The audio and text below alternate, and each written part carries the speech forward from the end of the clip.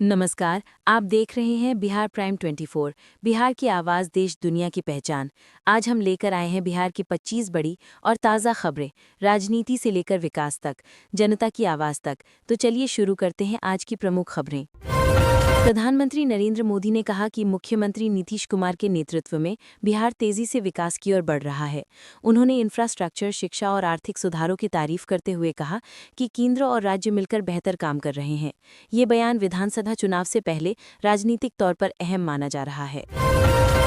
बक्सर जिले में विधानसभा चुनाव की तैयारियों को लेकर मतदान कर्मियों के प्रशिक्षण का निरीक्षण किया गया।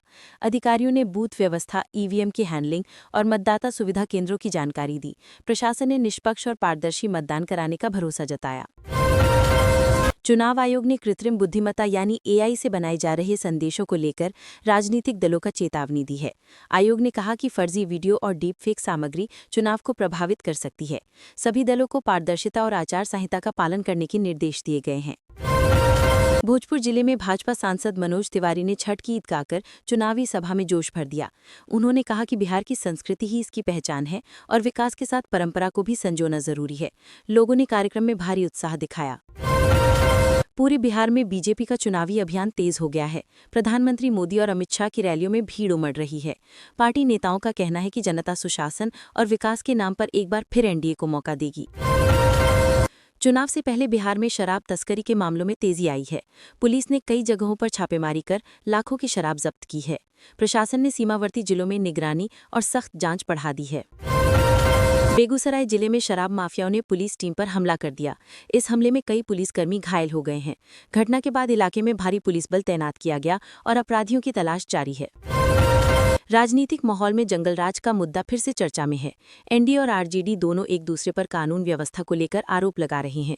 युवा मतदाता विकास और रोजगार को मुख्य मुद्दा मान रहे हैं। मतदान की तैयारियों को देखते हुए बूथवार ईवीएम आवंटन शुरू हो गया है। चुनाव आयोग ने सभी जिलों को समय पर ट्रेनिंग पूरी करने और तकनीकी खामियों को दूर करने के निर्देश दिए हैं। चुनावी कार्य में पारदर्शिता पर जोर दिया जा रहा है। मुजफ्फरपुर में साइबर ठगों ने एक व्यक्ति के बैंक खाते से 82,000 रुपए उड़ा लिए। पीड़ित ने पुलिस में शिकायत दर्ज कराई है। साइबर अपराध बढ़ने के बाद प्रशासन ने लोगों को ऑनलाइन सतर्क रहने की अपील की है। पटना नगर निगम ने छठ पर्व को लेकर विशेष तैयारी शुरू कर दी है। घाटों की सफाई, रोशनी और सुरक्षा के इंतजाम बढ़ाए जा रहे हैं। श्रद्धालुओं की सुविधा के लिए जल आपूर्ति और स्वास्थ्य सेवाएं भी बढ़ाई गई हैं। राज्य भर में एनडीए के स्टार प्रचारक जनता के बीच पहुंच रहे हैं। रैलियों और सभाओं के जरिए जनसंपर्क अभियान को तेज किया जा रहा है। जनता से सीधे संवाद स्थापित करने की कोशिशें जारी हैं। बक्सर जिले में राजपुर विधानसभा क्षेत्र के मतदान कर्मियों का प्रशिक्षण सत्र आयोजित हुआ। मास्टर ट्रेनर ने मतदान प्रक्रिया से जुड़ी तकनीकी जानकारी दी। निर्वाचन अधिकारी ने कहा कि चुनाव प्रक्रिया को निष्पक्ष रूप से पूरा किया जाएगा। चुनाव आयोग ने एआई आधारित प्रचार सामग्री पर सख्ती बढ़ा दी है। आयोग ने कहा कि कोई भी पार्टी या उम्मीदवार झूठी या भ्रामक जानकारी नहीं फैलाए। ये कदम चुनाव को निष्पक्ष और पारदर्शी बनाए रखने के लिए उठाया गया है। राजनीतिक दल इस बार लोक संस्कृति और लोकगीतों को प्रचार में शामिल कर रहे हैं। इससे जनता से भावनात्मक जुड़ाव बढ़ाने की कोशिश की जा रही है। भोजपुर, सारण और दरभंगा में इस तरह की सभाओं को अच्छा प्रतिसाद मिला है। राज्य भर में मतदाता सूची को अपडेट करने का काम तेजी से चल रहा है। अधिकारी बूथवार निरीक्षण कर रहे हैं ताकि कोई पात्र मतदाता छूटे नहीं।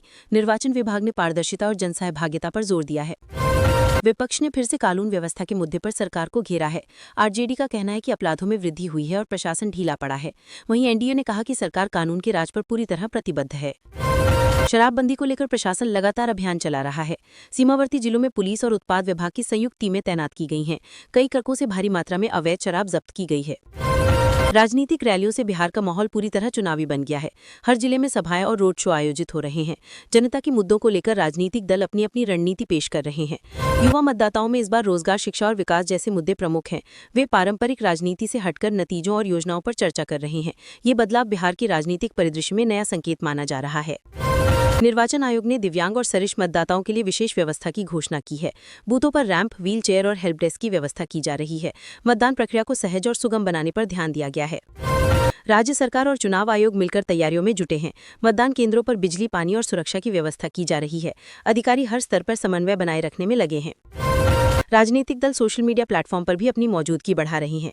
ऑनलाइन प्रचार और वीडियो मैसेज के जरिए मतदाताओं तक पहुंचने की कोशिशें तेज हुई हैं। टेक्नोलॉजी का इस्तेमाल इस चुनाव में नया मोड़ ला सकता है। छठ पर्व और चुनाव दोनों की तैयारियों से बिहार में रौनक बढ़ गई है। घाटों पर साफ सफाई, बाजारों में भीड़ और राजनीतिक गतिविधियों से पूरा माहौल उत्सव जैसा हो गया है। प्रशासन ने सुरक्षा व्यवस्था को और कड़ा कर दिया है।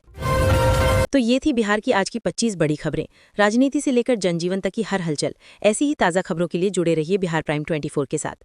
अगर वीडियो पसंद आया हो तो लाइक, कमेंट, शेयर करें और सब्सक्राइब करना ना भूलें। धन्यवाद।